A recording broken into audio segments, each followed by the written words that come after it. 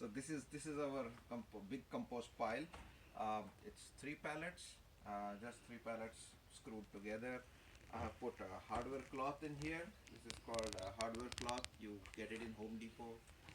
This is a half-inch cloth. Each square is about half-inch, just to contain it. It doesn't spill over.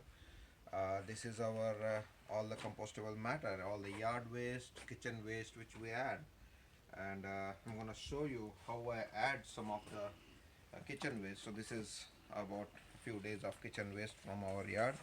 In fact, it's from our kitchen. Just banana peels, orange, even avocado seeds also. That's okay. Even eggshells. The thing you have to keep in mind about eggshells is you need to rinse them. So make sure there is no egg protein and yolk sticking inside. As long as it's just a clean, pure shell, that's fine. No other animal products other than eggshells. Sometimes it even starts having fungus. That's okay. It's not a big deal. So this is how I add it. I usually are supposed to incorporate it, and that's what I do. And let me show you how I do that now. So in terms of tools, this is very handy. This would be a good thing to have if you have a big pile. A shovel also will do, but this is much useful. So I'll just open up a little bit, and you have to add material in it. And say this is all the old stuff which I had. You will see, even an old rotten apple is still there. Not too old, just a few days ago actually we dropped it in. And I'll just spread it around here, kind of incorporate it in this thing. And then just start mixing. So that's the key. Don't just pile it in one spot. The key is to incorporate it so that it gets mixed up everywhere. And that's pretty much about it when you're adding new stuff in. Take some old stuff, mix it out so that it gets oxygen in it. That's the biggest reason compost piles stink. That's because you don't have oxygen in it. You don't turn it often enough, and then it just settles in and gets compacted. And even also as the compost is decomposing, it's breaking down, and the more it breaks down, the more compacted it gets because it's more finer. So you have to turn a little bit more. Another tip for your compost: if you want to add something that is good for your compost, add coffee grounds. Those help you do compost really good. That's a good one. Yes. Use coffee grounds. Here, hello. As you can see, this portion of the pile is a little bit dry, and you don't have to beat yourself up if you don't get everything right. See, this is a little bit dry because I did not spray water enough. It was over the winter. I was not going to use it anyway for the next couple of months, so I just let it be and let the rain water it. But ideally now, as the pile gets going, what I'm gonna do is just sprinkle it with water, and it should be about the consistency of this should be about the like a wet sponge, basically, right? Your dishwashing, dish scrubbing sponge, about that consistency. As you squeezed it out, how damp it feels. That's about it, right? And don't feel yucky about doing that. This is good stuff. And all you need to do is just turn it up, and I'll show you how to turn the big pile. And do that about when the pile is going. Do that about once in 15 days. That's more than enough. Once in a week, once in 15 days, depending on how big your pile is. So the bigger the pile and the older it is, the more you need to turn more deeper. And remember to keep it in a sunny spot. So yeah, that's also good. So try to locate your pile in a sunny spot. So let me show you how I do the major turning of that. So just take off this supports. Okay. Alright, so I'm going to show you how I turn this thing. You turn this when the compost pile is going, especially during the season now. Turn it about once in 15 days. Depends on the size of your pile also. If you can believe it, this was full to the brim, and this is how much it has reduced to. This was full of fall leaves and old tomato plants, our zucchini vines, all of that we shredded and just piled them up, and this was like a big pile here. And I hadn't even completely broken down some of the tomato plants. You can see some twigs are still there, and see, it still comes up like this. I just made them into big pieces. If you have a big pruner or a lopper, it helps. That really chops it up. Chopping it up has one advantage: it increases the surface area. The pile gets going faster, and that is especially true for any vegetables or fruits you are dumping in. If you have rotten food, big bags of Costco stuff which we put. I have broccoli and cauliflower which we didn't eat. We forgot to eat and it was back in the refrigerator. Those are the things you should really kind of chop it up, especially like big things like Halloween pumpkins or something. Chop it up, because then otherwise, and so that it gets mixed up, chop it into about small pieces so that it doesn't attract other wildlife like rodents or raccoons or skunk or something. It shouldn't. If it's well mixed up, it shouldn't. But if you have a big piece, then it's going to be a very big attractant. So alright, so Arnav is here, is going to help me take this off a little bit. Arnav, can you take this off? Keep it away on that side. Should I also take away Yes, this? please. You can just Look at it, it's ekdam compact. yeah. So this It's is so what I do, compact. and that's where. Did you take a video? Okay, so that's where this helps a lot. You know,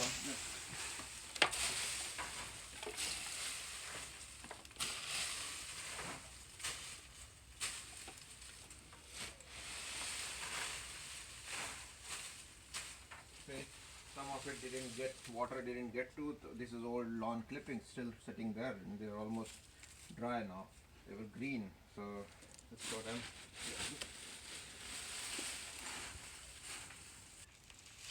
Hey, it smells like wet soil. Yeah, so that's actually a good thing.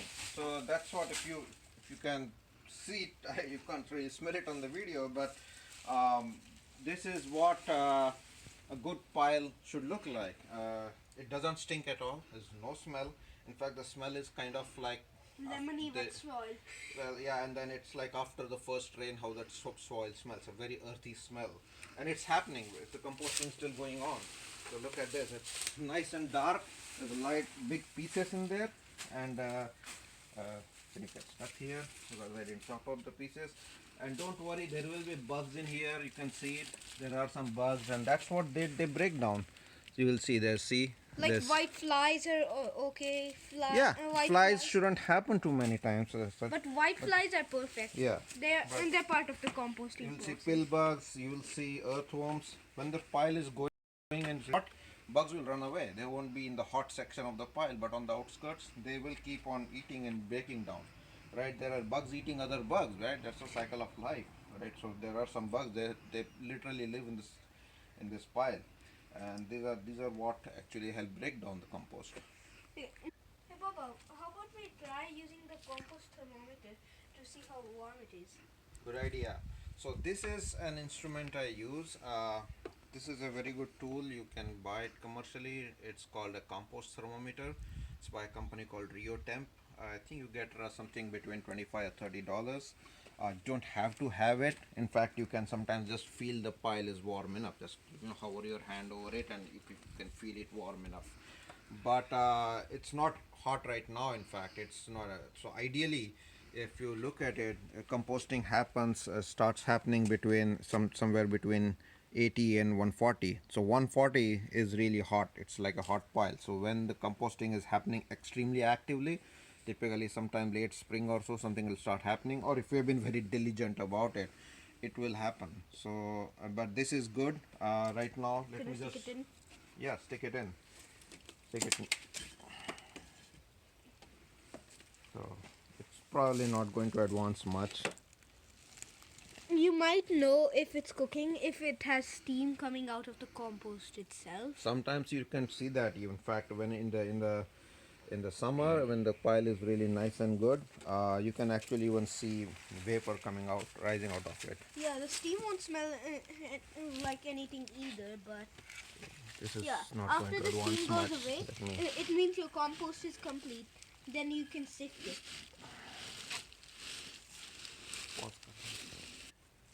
If you Alright, notice, so right now it's not going to show any heat in there right now, for the simple reason, over winter we didn't take much care of that pile. We were just adding stuff and turning it a little bit.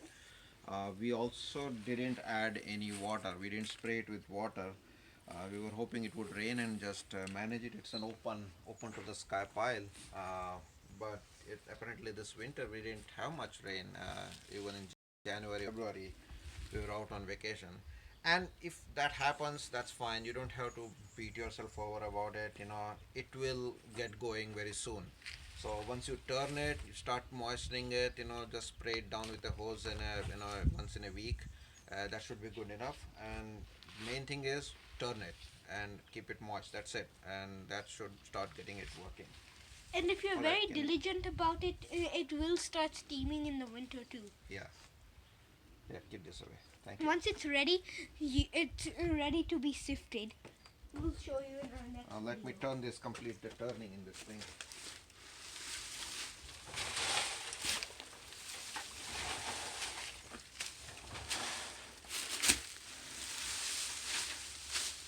So this is good exercise. Good one. See this. This is a coffee compacted coffee ground from a Starbucks or something. You can actually get these. Starbucks will give you the used coffee grounds in a big bag. You can add them in. Don't go overboard about it. Maybe 1 or 2 bags for this size of the compost once in a month is good enough. The reason is coffee is acidic, right? So coffee grounds are acidic, so they will acidify the compost, and it'll turn its characteristics a little bit, because that acid could also kill some microbes which are useful, but it could also encourage other microbes which thrive in acidic soil. So it is acidic, so don't add too much, and don't go around all over the town Just getting a all the lit- coffee grounds and dumping them in here. A moderate amount is perfect. It Yeah. helps the compost really a lot. So if you drink tea at home, the tea Can leaves also are work. fine. One thing is important is, if you boil your tea in milk, then don't put those. No animal products mean no animal product. That means Except for dairy eggshells. products also. That means dairy products also. If you boil the tea leaves separately in water, and then filter them and then add milk later on, then that's fine. So as long as the tea leaves are purely boiled in water, you can just dump them in. Anything you put in the tea leaves, ginger, lemon, all of that. Yep, all of that can go. No cooked food, nothing cooked or processed food, nothing like that, right? Even if it is leftover pizza. Walnut shells are also good Shells are good, peanut shells are good. They will take a long time to decompose, especially walnut shells and almond shells, things like that. because they have fibers. Yeah, if you are eating salted nuts, don't do that. Don't put the salted peanut shells or things like that, or even salted pistachio shells, things like that. Are bones from meat good for it? Good choice. No, that should not be added at all. So again, simple rule: no animal products except clean eggshells. Just clean eggshells, right? Even if you eat boiled eggs, and sometimes bits of boiled egg get stuck to it. No, don't put that.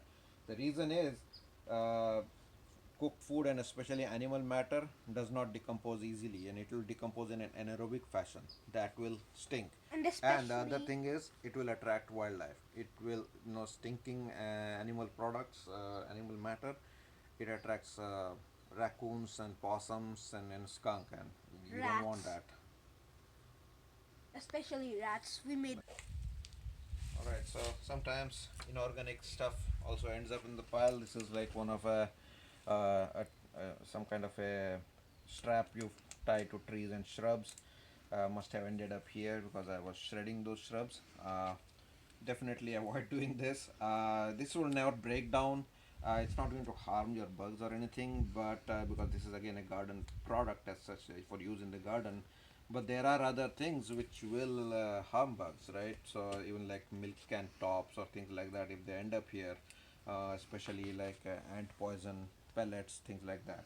Oh, that talking about poison, never ever spray any kind of pesticide around or on your compost pile. Never ever. And even when adding any green matter, any green material, add only clean organic stuff basically. Don't add anything on which you have ever sprayed any pesticide or herbicides, even like Roundup or something. You can add weeds as long as the weeds don't have seeds. So if you see nice tender weed shoots around on the yard, which is fine. So this is good. This is good. See this one, it's got seeds in it. Don't do that right now, because what will happen is those seeds will be very happy growing in there. They won't get destroyed. In the commercial world, what happens is that they will put everything in the pile because they manage it so well in like a big commercial yard, that the heat in the compost pile will kill all the seeds, every weed seed, anything. Seeds from things like pumpkin seeds or cucumber seeds, this is fine. You can put them in. Hey, the best case is you actually have a pumpkin growing somewhere, but more often than not they get consumed. They're bigger seeds, so don't worry about apple seeds, things like that. They won't easily sprout, so that's fine. Turning is a little bit of a hard work. That is some of my yard exercise. Look at it. So this is some old root. I think it's a tomato root. And I just dumped it. I was too lazy to chop it up. That's fine. It'll take its own time. Once I start watering it down, it will work its magic. No worries about it. Say this tomato leaves, you can still see leaves on it.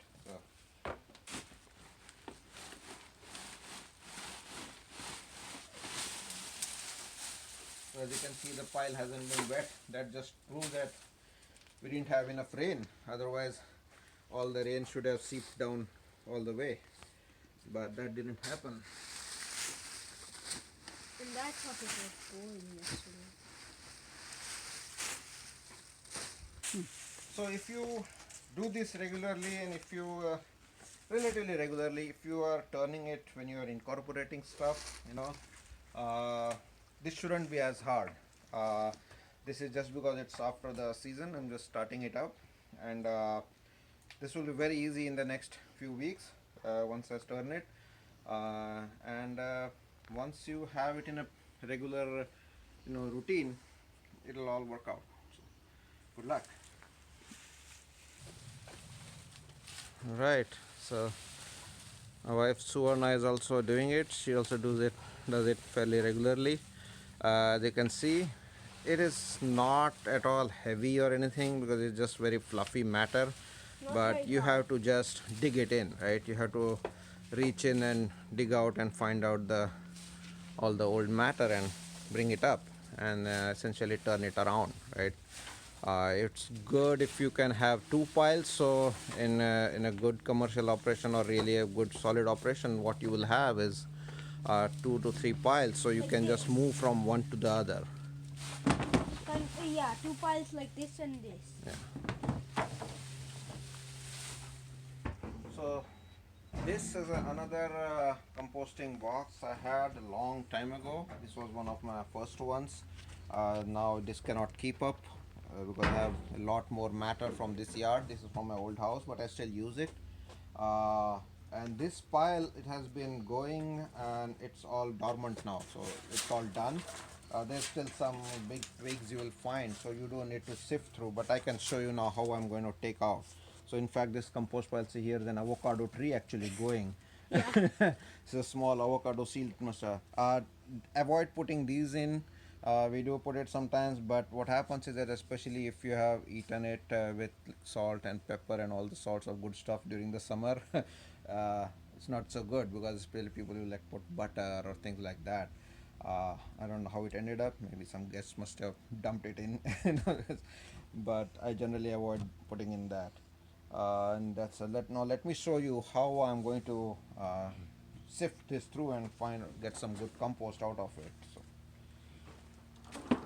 And you can get this box, you don't even have to, you can just build a simple one, because I finally essentially outgrew it because this is small. It was a pain to turn in this box. So ideally, you have to dig it from bottom and put it on top. It was a bit of a pain, so I just started using this kind of a system. This is much better.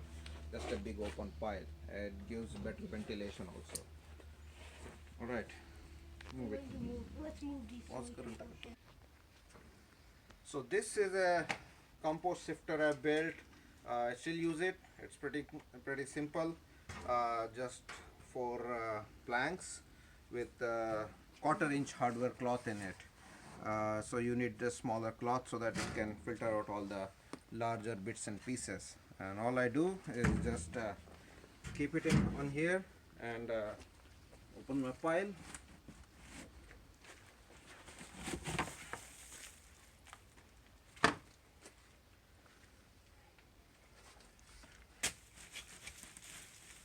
So lots of undigested matter is still there, and that's no worries, that happens.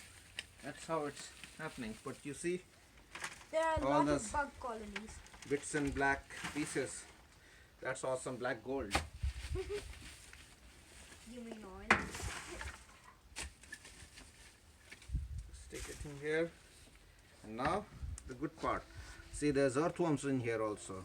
There's his tiny little guy here. See here, running around. This guy. So that means it is kind of cool and they're just having fun. So they're also doing their job. It's important. So all I do is just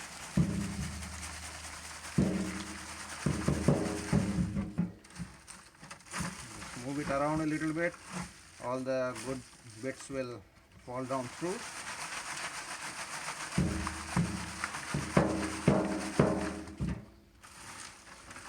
And this works out good because you just need a little bit at a time. You don't need to put like a ton of compost for everything, right? So if you're planting stuff inside it, you just need literally a handful of compost around it, maybe like a quarter-inch layer around your little plants, and that's about it. So just do that, take however much you need, and then all the material which is not digested, dump it back. And here we have fine compost. Look at this, Fine compost. pretty fine, good enough. The real black coal. Yeah, there's bugs in here too. Look at this. A tiny millipede. Yeah, there's a millipede in here. There will be roly-polies, things like that. They're okay. So they're fine. They are. Helping. So even this is some kind of a, I think a maple or what, I don't know, I tulip think tree. that's a sweet fruit. Look at this guy. It's a roly-poly. Yeah. So and they are helpful bugs actually. This Eat is up all the so bad roly-poly. ones. They are helpful Another one. bugs. So it'll open up. See there, it opens up a little bit and then it starts crawling around. So